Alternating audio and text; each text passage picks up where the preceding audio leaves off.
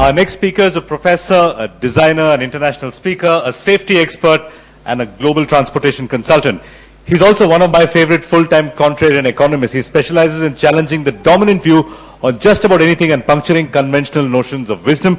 And you'll know what I'm talking about in just a few minutes. Dr. Dinesh Mohan, can we have you on stage?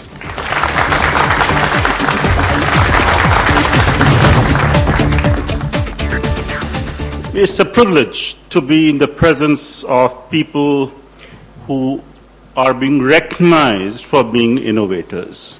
If you want innovation in this country, number one condition, and this is true of every single country in the world which has succeeded in technological and scientific innovation, that all education must be free.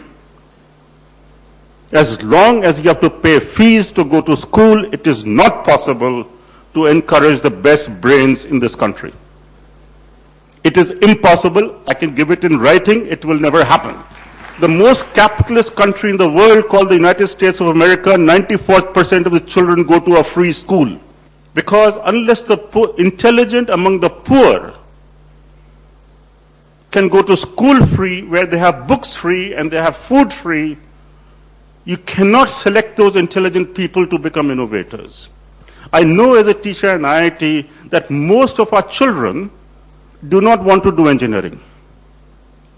Most of our children do not want to do science. Who wants to do a master's in India? A lower middle class person. Who wants to do a PhD? A lower middle class person. They want permanent jobs. They don't want temporary jobs where the boss in a private company can throw them out at any time. So we need more public sector for science and technology. We need free schooling. We need free PhD, free masters, unless you're willing to support failure, because out of 5 people we select today, or 1 person, the winners, there are about 5 million who have failed. So unless you're tolerant of failure, you cannot get success. Thank you very much. I'm going to invite the jury to take their seats. May I please invite Mr. Jayesh Shin, President and CEO Samsung Southwest Asia, to take his place at the jury table.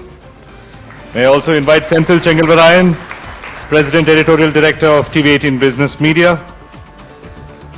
May I invite the pioneer of India's BPO industry, Chairman and Managing Director, Quattro BPO Solutions, Mr. Raman Roy.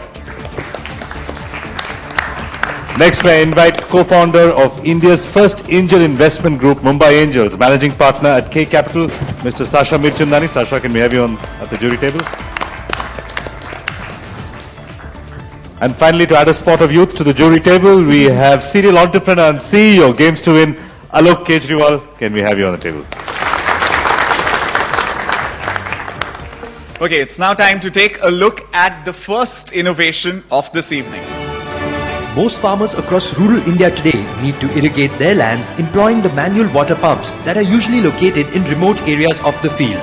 The current system leaves the farmer with no choice but to travel miles afoot to the field to operate the pumps. Given the erratic power supply to the villages, these trips are often undertaken at the wee hours of the day or night. Entrepreneur Vijay Bhaskar Reddy created Kisan Raja, a GSM-based controller that allows the farmer to control the motor using his mobile or landline. I'd now like to invite on stage our first innovator for the evening, Mr. Vijay Bhaskar Reddy.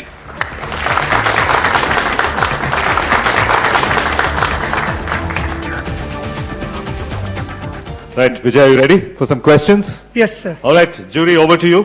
What was the reaction of the first set of customers when you went to them?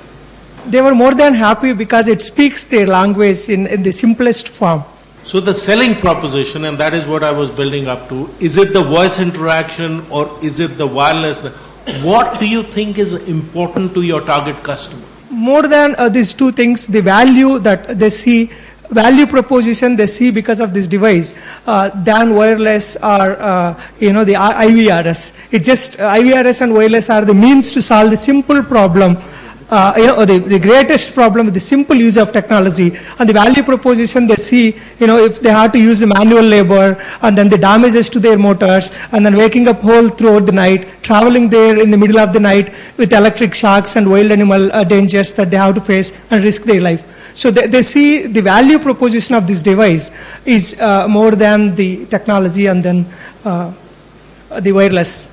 Think volume, the price will come down. Instead of a lakh of unit, think 10 million. Yes, I did. So I already started talking to the governments, and then if you just take the whole country, there are like 50 million pump sets. When I reach like more than a million, my price is going to come down to 1,000 rupees. I promise.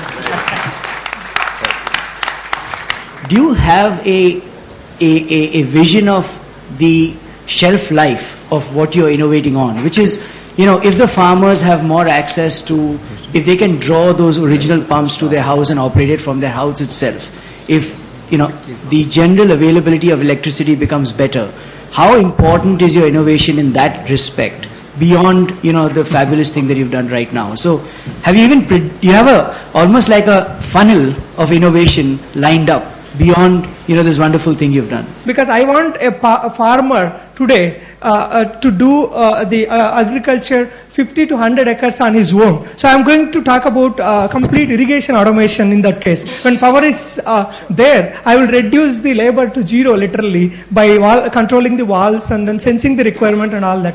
So yeah, there is so much of requirement of technology which can be implemented. What are the entry barriers you've got for competitors to come in? Because as we know, India is a country of innovators. You'll normally have somebody innovate something cheaper than what you have put out, steal some of your ideas perhaps. So have you thought about that, and how do you? I filed for patent, and apart from that, we are doing a lot of R&D in all the sectors, not just the technology. All right, thank you, Vijay. Spectacular. Big round of applause. Presentation.